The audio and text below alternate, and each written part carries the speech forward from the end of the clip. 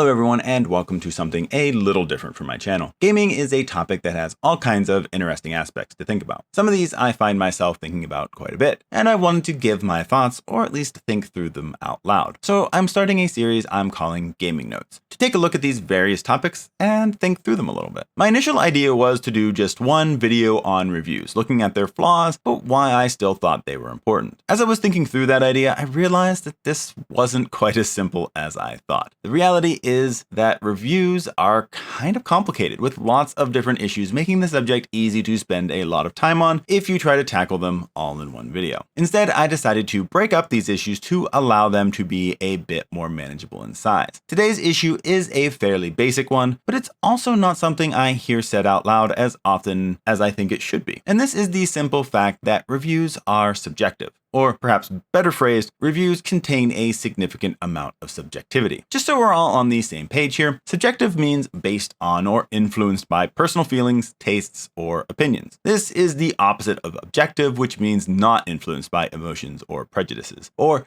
based on observed facts. While these things are in some sense opposites, it doesn't mean that they can't exist side by side. And I think that is the case when it comes to reviews of video games or really any media out there. Reviews contain objective information. There are many things about a game that can be presented as objective fact. This would be whether the game has a story or not, and what that story is, the developer of the game, describing the gameplay systems, and other things like that. I don't want to give the impression that everything in a review is subjective, because that's definitely not the case. However, when reviewers talk about what they think about the story, the gameplay, and other aspects of the game, we tread into the realm of the subjective. These are the reviewer's opinions about the facts of the game. That's not a bad thing at all, it is just the reality of reviews. Reviewers are people who have their own likes and dislikes, and that's going to come out in the way they review a game. If you don't really like sports games or stealth gameplay, then your opinions on those type of games will probably be very different from people who do enjoy them. I do think that a good reviewer will be aware of those biases and mention them if they are too significant, but we may not always be aware of how our likes and dislikes are affecting our opinions of games. The reality is that people like and dislike things for wildly different reasons. My most popular video on the channel is my review for Marvel's Avengers. It is also, therefore, the video that has the most comments on it. What I found interesting is the range of opinions on the game. There were many who shared my view on the game, that it was fun but flawed, but there were also those who disliked it far more than I did, and even a minority that liked it a bit better than I did. Some of the reasons for disliking the game I totally understood and found myself noticing these things too. However, there were others who disliked things about the game that I never really had on my radar. They weren't aspects of the game that I paid that much attention to, but others apparently did. So you just never know what aspects of the game people may like, dislike, or just not even really care about, and how those will be different than you. More problematically, there were even those who decided that everyone who disagreed with the idea that the game was decent was wrong, and that the game was just garbage and terrible, and people were stupid if they thought it was good. I wasn't always certain that some of these people played the game enough to make a formed opinion, or even played the game at all sometimes. But even if they did, they attempted to make objective what was subjective. It's perfectly fine to have the opinion that the game or any game is awful. Where this breaks down is trying to present this opinion as a universal fact. This makes reviews very difficult because different reviewers will have different opinions about a game. Take a look at pretty much any game on sites like Metacritic. High-rated games will have reviews that rate it low, and games with mixed or low scores will have some reviewers that rate it highly, or at least higher than the majority of the reviewers. This is also demonstrated when comparing how the user scores can be very different than the critic scores. The difference in opinion can be very stark in some of these cases. Now, of course, there are a whole group of reasons why this could be, and other issues that could be involved, like outside motivations for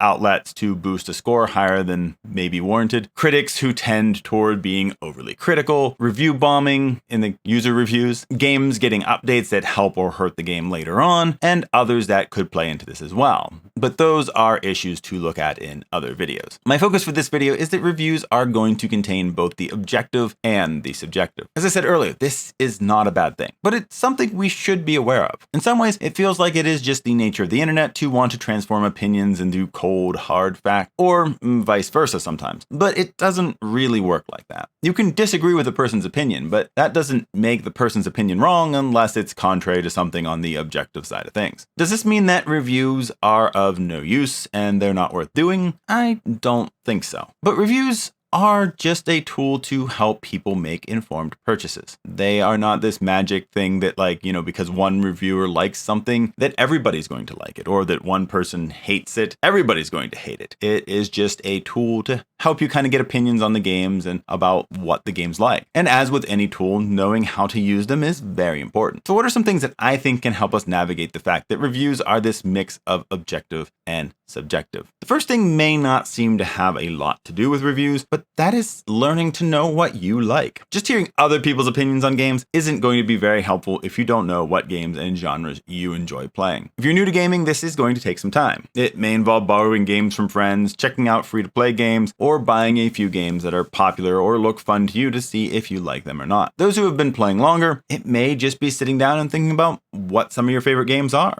what some of your least favorite games have been, and what those have in common. Figuring this out may help you find games that you like a little easier so that you can kind of do it on your own by looking at the games themselves. But it will also help when looking at reviews for games. Secondly, find reviewers that you trust or who have similar opinions to you. If you're someone who loves a certain genre, it would be good to find people that like similar things that you do about that genre and get their opinions on games. I think this can be challenging. It's going to be time consuming to find someone who approaches gaming, or at least the games you like, in the way you do. It's going to take a lot of research, and you're going to have to also avoid the temptation to just go to the number or the grade or whatever their kind of final way of saying the game's good or not is, which is a big temptation to do. You have to take the time to see what they like and don't like about the game to see if you would share their likes, frustrations, and perspectives on the game. You probably won't find anyone exactly like you, but hopefully you will find somebody close enough that their opinion will kind of mean more than maybe other reviewers will. Lastly, follow reviews from a number of different but seemingly trustworthy reviewers. These may be gaming sites or YouTubers you find. You probably find along your way on the quest to finding that, main source that you trust.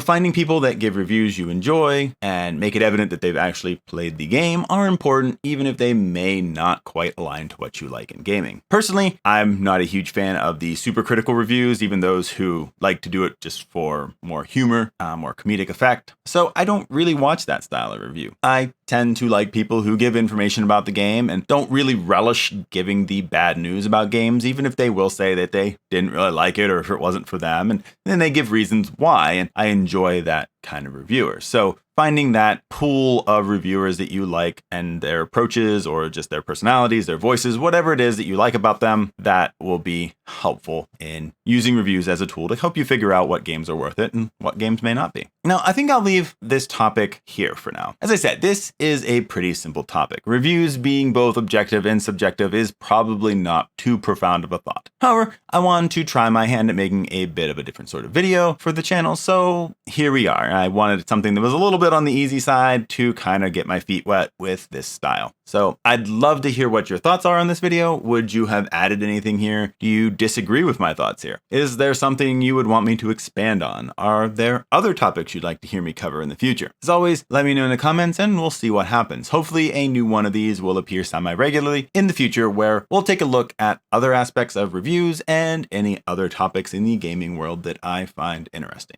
So that's all for this video of gaming notes. So until next time, take care.